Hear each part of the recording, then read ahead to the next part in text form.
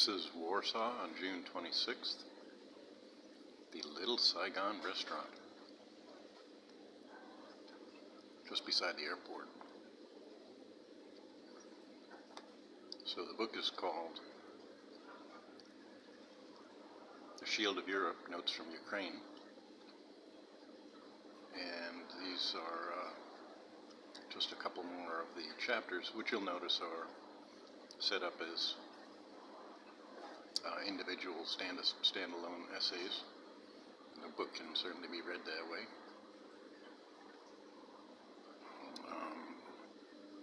Missile strikes are certainly in the news.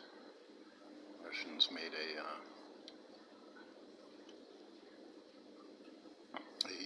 a large number of missile attacks in recent days, and it's my belief that they will never break the will of the Ukrainian people with missile strikes, that they could use every non-nuclear missile in their arsenal, and the Ukrainians will fight on stronger than ever. So this chapter is called Russian Missiles Strike Kiev, which I wrote in Kharkiv on the 24th of May.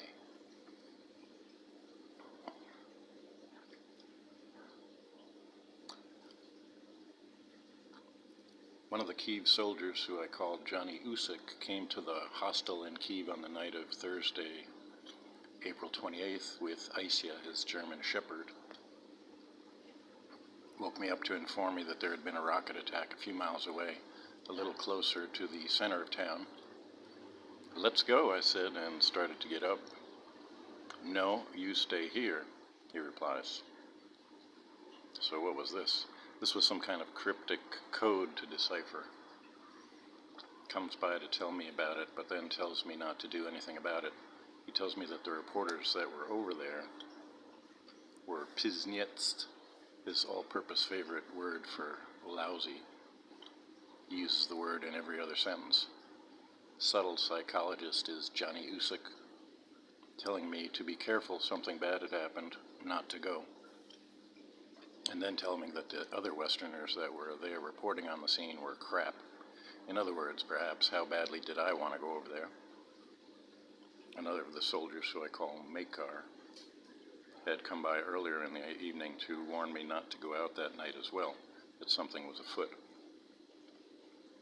I had no intention of going out. I never went anywhere at night. Where would I go? Curfew started at 9 o'clock. I wasn't sure precisely about nighttime martial law regulations, but I knew I wasn't going to be the one to test them. That night, I let Johnny and Isia go back out and only went over to the site in the morning. Well, I would have gladly tagged along with the frontline guys. I wasn't comfortable with the idea of chasing bad news like some old-fashioned cub newspaper reporter.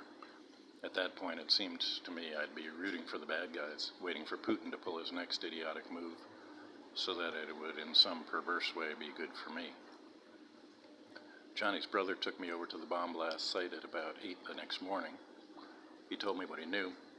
5 missiles had struck the area, 2 into an old industrial-looking building on one side of the street, at least 1 off to one side, perhaps striking to the side of the road, and at least 1 was a direct hit into the apartment building across the street from the industrial building. At that point, it was believed that 9 people who'd been in the apartment building had been injured and none killed. Later on, I was told that there were several more injured and that at least one of the injured middle-aged women had died. When we got there that morning, the fires were all out. Cleanup crews were finishing clearing glass and debris from the street. News crews were still filming. Ambulances had long since left the scene. Pedestrians and even cars were free to pass the scene, the 2 sides of the street where the missiles had struck. The attack had occurred in the evening, something like 8:30 p.m. It had been timed to coincide with the visit of the UN Secretary General to Ukrainian President Zelensky. Apparently, it was meant to embarrass the Secretary General and demonstrate yet again to the Ukrainians and the whole world the might of the Russian military. We were to have been awed, impressed, and cowed by the display. The industrial building had been the target. It was, Johnny's brother told me, an IT facility. Beyond that, he didn't say more. What is it that IT facilities do? They might develop software for weapon systems or any of a myriad of other purposes, or they might create mischief in the form of cyber warfare. The Ukrainians have among them millions of tech-savvy young guys, and I understand that they're second to none at this stuff. They have famously, for example, tapped into Russian state-run TV program and broadcast their Ukrainian videos for the enjoyment of Russian audiences. Funny thing though, the attack came late in the evening when the facility, unlike the apartment building, was empty, and it apparently had not occurred to the planners of the attack that engineers and programmers at such a facility will leave nothing of importance there at night.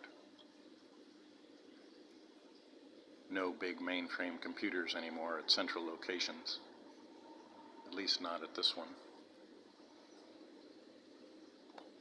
They might as easily work from their laptops and desktops from the comfort of their homes and apartments, with teams getting together as needed.